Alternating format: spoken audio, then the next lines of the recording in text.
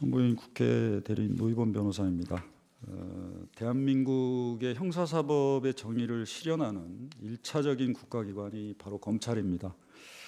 피청구인들은 바로 그 중책을 담당하는 사람입니다. 검사는 수사권, 기소권, 영장 청구권을 독점하는 국가기관입니다. 막강한 국가 권력이 부여되어 있습니다. 이런 국가 권력의 권한에는 반드시 책임이 따릅니다.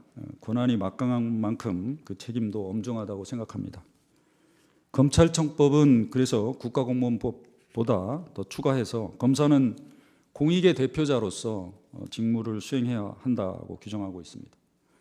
검사는 그 직무를 수행할 때 전체 국민에 대한 봉사자로서 헌법과 법률에 따라서 국민의 인권을 보호하고 적법한 절차를 준수해야 한다. 그리고 정치적 중립을 지켜야 한다.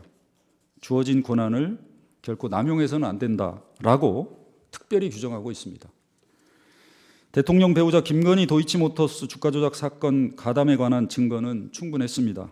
공범들의 1심, 2심 판결문에 김건희의 이름이 무려 117회 나오고 2차 주가 조작 시기에 108건의 통정거래 중 48건이 김건희 계좌가 활용되었습니다.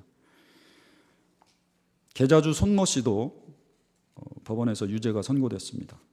피청구인들은 주가 조작 사건에서 반드시 해야 할 김건희의 은행 계좌 등에 대한 압수수색을 전혀 하지 않았습니다. 주범들과 긴밀하게 연락한 정황과 증거가 다수 있었음에도 불구하고 단 한 번도 대질 조사를 하지 않았습니다. 서면 제출만 이해받고 형식적인 대면 조사를 마친 후에 주가 조작으로 가담하여 23억 원을 번 피의자에 대해서 오히려 주가 조작 일당에게 이용당한 피해자라고 불기소 처분을 했습니다. 국민 누구도 여기에 동의하지 않았습니다. 불기소 처분 몇 시간 전에 레드팀이란 내부 회의를 거쳤고 회의가 끝나자마자 불기소 처분 기자회견을 하고 보도자료를 배포했습니다. 그야말로 결론을 정해놓고 일사천리로 진행했습니다. 철저하게 그리고 신중하게 수사를 한 것처럼 외관이 형성되어 있었습니다.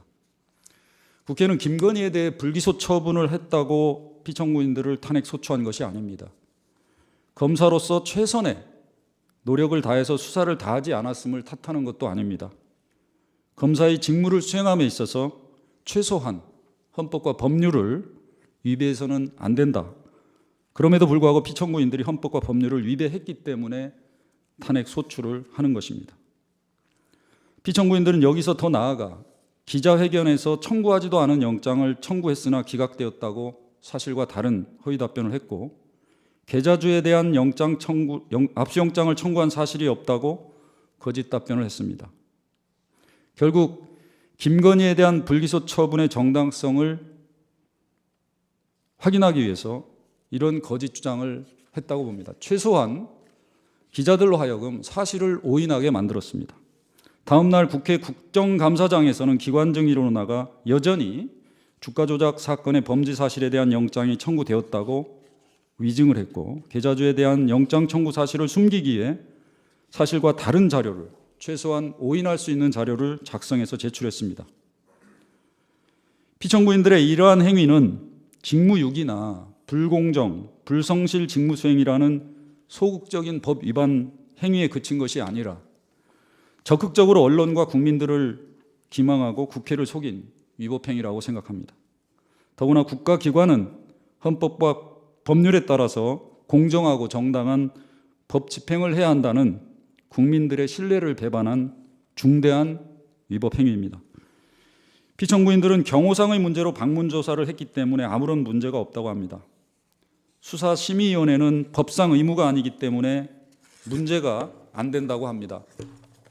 누구를 조사할지, 어디에서 조사할지, 어떤 조사를 할지, 압수영장을 청구할지, 어떤 증거만을 믿을지, 그리고 최종적으로 누구를 기소하고 누구는 불기소할지를 결정하는 것도 모두 검사의 재량사항일 뿐이라고 합니다. 재량사항이므로 아무 잘못도 위법도 없다고 합니다. 과연 대한민국 검사의 직무가 그렇습니까? 존경하는 재판장님, 재판관님, 민주주의 국가에서 법의 지배는 국가 권력의 정당한 행사에 대한 주권자인 국민의 신임을 통해서만 구현될 수 있습니다. 피청구인들과 같이 막강한 권한을 부여받은 공무원이, 더구나 법치주의 실현의 중책을 맡은 피청구인들의 직무 수행이 법치주의와 법의 지배의 근간을 이룹니다. 대한민국 대다수 검사들은 지금 이 순간에도 형사사법의 정의를 실현하기 위해서 기록과 싸우고 당사자들을 조사하면서 자신의 맡은 바 직무를 충실히 하고 있습니다. 피청구인들의 행위는 형사사법의 정의를 훼손하고 법치주의와 법의 지배를 좀먹게 합니다. 이런 행위가 계속되면서 헌정 질서는 위태롭게 됩니다. 피청구인들의 위법 행위를 결코 가볍게 볼 수 없습니다. 피청구인들은 이 사건 탄핵이 국정 마비를 위한 것이라고 합니다. 내란과의 관련성이 없다고 합니다. 규범적이고 법적 심판 절차에서 왜 피청구인들이 이런 정치적인 주장으로 일관하고 있는지 실로 납득되지 않습니다. 탄핵심판제도는 공직자를 처벌하는 제도가 아닙니다. 직무집행에서 위법행위를 한 공직자를 직무에서 배제함으로써 헌법을 수호하고 유지하는 제도입니다. 탄핵심판의 결론은 제도의 본질과 목적에 맞게 탄핵소추 사유와 파면 여부가 결정되어야 합니다.